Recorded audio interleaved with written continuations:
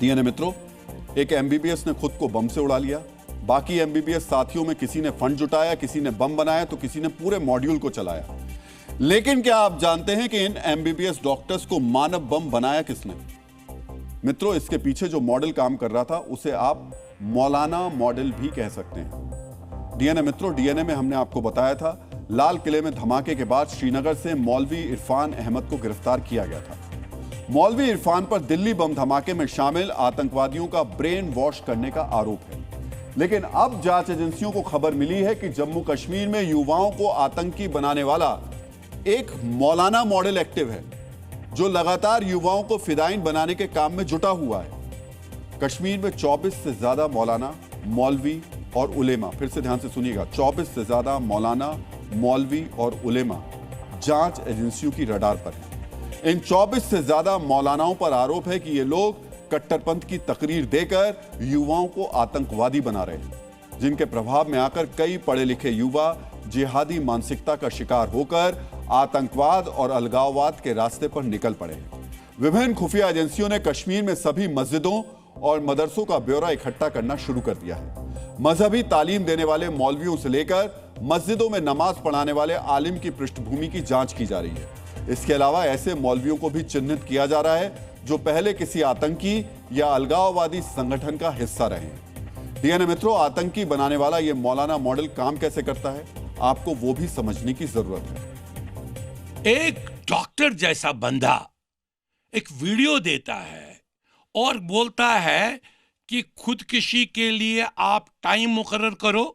इसको किसने ये बनाया? ये गज़वतुल हिंद है या गज़वा है या कौन सा ये डॉक्ट्राइन है? ये तो किताबों में लिखा है जो 90 के बाद यहाँ दारुल उलूम में पढ़ाया जाता है। रेडिकलिज्म को बढ़ावा कौन दे रहा है?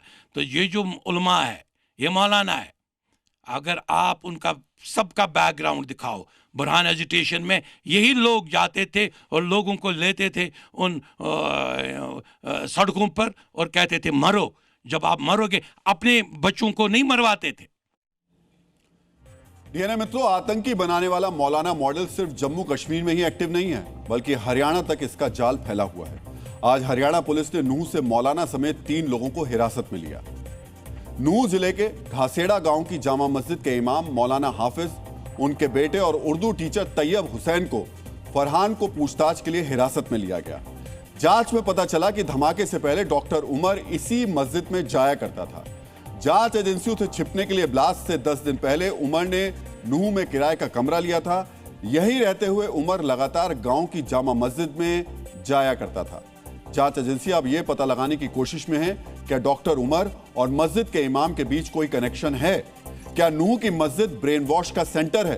पुलिस यह भी जानने की कोशिश कर रही है कि क्या उमर ने अमोनियम नाइट्रेट खुद खरीदा था या फिर इसमें कोई लोकल सपोर्ट उसको मिला है। इसका पता लगाने के लिए आज हमारी टीम उस दुकान पर पहुंची जहां से उमर ने बम बनाने की सामग्री खरीदी थी।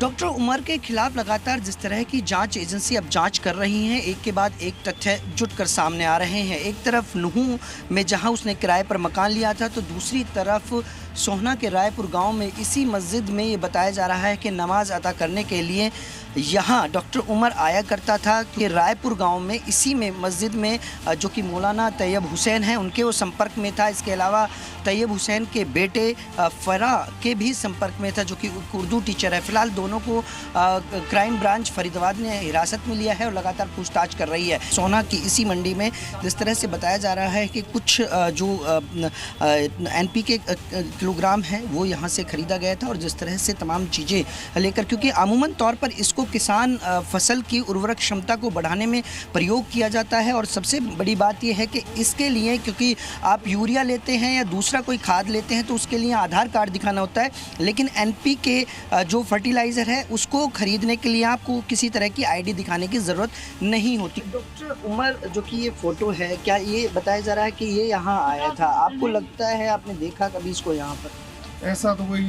संदिग्ध आदमी हमने कोई ऐसा कभी हमने देखा नहीं है। ऐसा आदमी यहाँ पर आया हो। किसानों ने ही आपके यहाँ से? हमारे लोग यहाँ तो किसान लोग आते हैं और जो है अपना उन्हीं को हम जो है अभी खेती के लिए देते हैं। ये आपने यहाँ देखा नहीं कभी? ना इसको ऐसा कोई आदमी नहीं देखा हमने।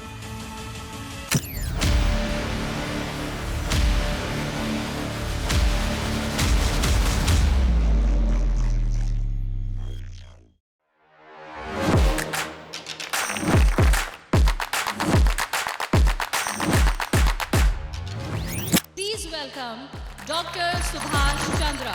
And habit can be micro, macro, 66 times if you repeat the same thing, it becomes your habit.